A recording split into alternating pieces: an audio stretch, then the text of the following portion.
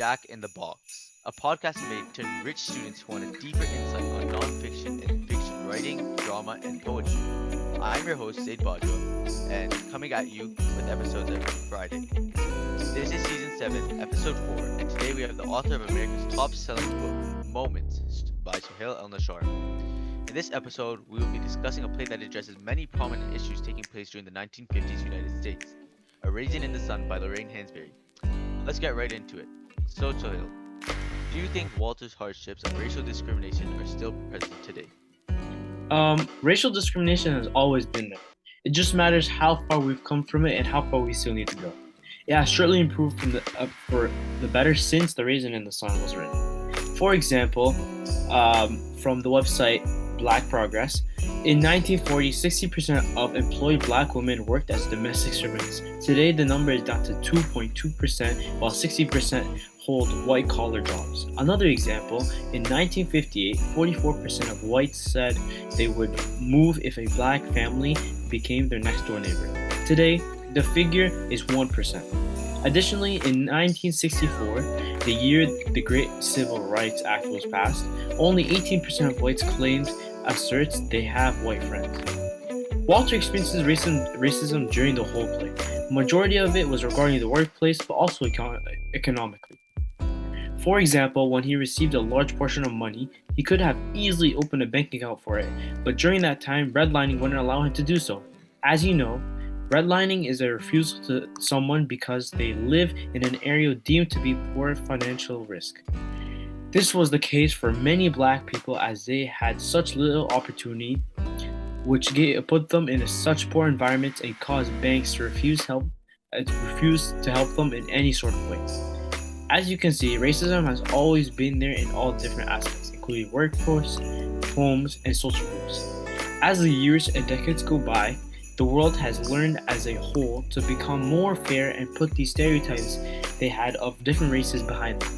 This has caused many different races besides white to thrive economically and socially. A recent statistics showed that, once again from the Black Progress, more than 40% of African Americans now consider themselves members of the middle class. These numbers show that there has been a big difference between now and back in the 50s, but it is not fully gone yet. To this day, there are still black rights movements to help all forms of discrimination change, such as violence towards young black children. To sum up, yes, there still is some sort of racial discrimination to this day, but to a certain extent. It has surely drastically changed for the better though since then. Very interesting. And what do you think were the factors affecting Walter's decisions? Well, Walter's character is a complicated one. He has been through a lot and that created such a complicated character. So there are a few factors that were affecting Walter's decisions throughout the play, such as manhood, gender inequality, and pride. Manhood greatly impacts someone's actions when he finds himself in a position of being the man of the house. It causes the man to become much more independent and have an ego. Walter portrayed this character trait throughout the story. Throughout the play, he would always remind his mother that he was the man of the house. For example, when she chose to give him the money, he was a little hesitant to take it as he didn't want anything handed to him. He was always used to work hard for everything he got, which formed a strong personality within him. He was always determined to do things on his own, such as making decisions. This is a part of the reason why he made the decision to invest the money. He realized that he was the man of the house and had full control of this money for where it goes. On the other hand, once again from the Black Podcast, today more than 30% of black men and nearly 60% of black women hold white-collar jobs. Gender inequality is another reason affecting Walter's decisions. In addition to the typical racial discrimination against black people, black men like Walter felt even more pressure. This caused black families to normally rely on the husband or father to provide while the mother/wife was normally a housewife. This was mainly because of gender roles, but also because of little to no opportunities both genders during that period. This made decisions even harder for him because they must be made to satisfy not just him, but for his whole family. This is why he chose not to move, because he and his family stood for something. He truly believed that he stood for something and that his family had a bright future ahead of him. Pride is another important character trait that affected Walter's decision making. Pride links back to the manhood and being confident of your decisions. Walter was proud and satisfied with many decisions he made. One important decision that sticks out to me is when Walter chooses not to move. His mother thought it was the wrong choice. This was not the case for Walter. He was proud of his decision and truly thought he did the right thing while conveying the right message.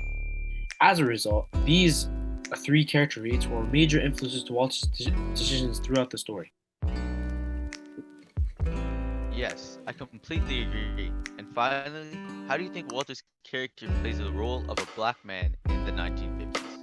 Well, Walter portrays four different important elements as a black man in the 1950s, which were to provide, make decisions, stand up, and give advice to his family. He refers to himself as the man of the house, therefore, throughout the story provides with money, food on the table, and clothes on their back.